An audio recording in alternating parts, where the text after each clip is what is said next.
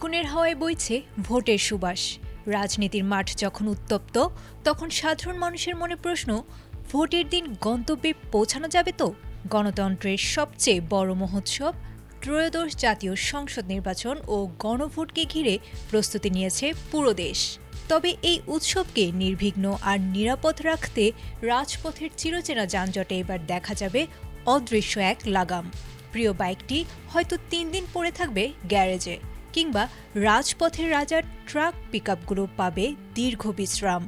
১২ ফেব্রুয়ারির সেই বিশেষ দিনটি নিয়ে ইতোমধ্যে কঠোর নির্দেশনা দিয়েছে নির্বাচন কমিশন।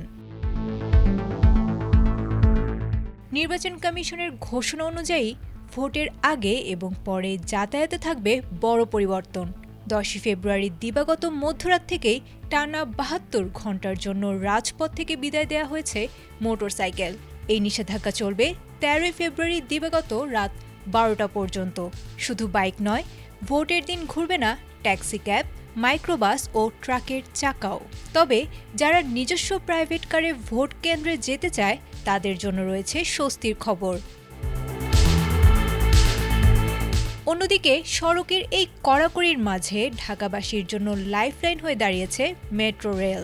ডিএমটিসিএল জানিয়েছে, ভোটের দিন মেট্রো রেল শুধু সচলই থাকবে না, বরং ভোটারদের ভিড় সামলাতে বাড়ানো হবে ট্রেনের সংখ্যা।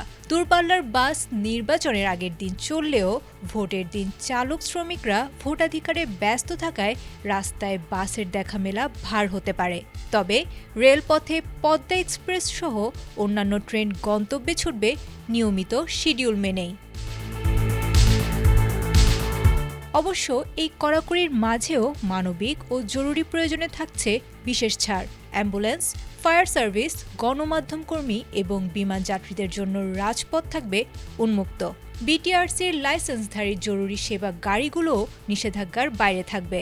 মূলত একটি সুষ্ঠু ও নিরাপদ নির্বাচনের স্বার্থেই রাজপথের এই সাময়িক নীরবতা।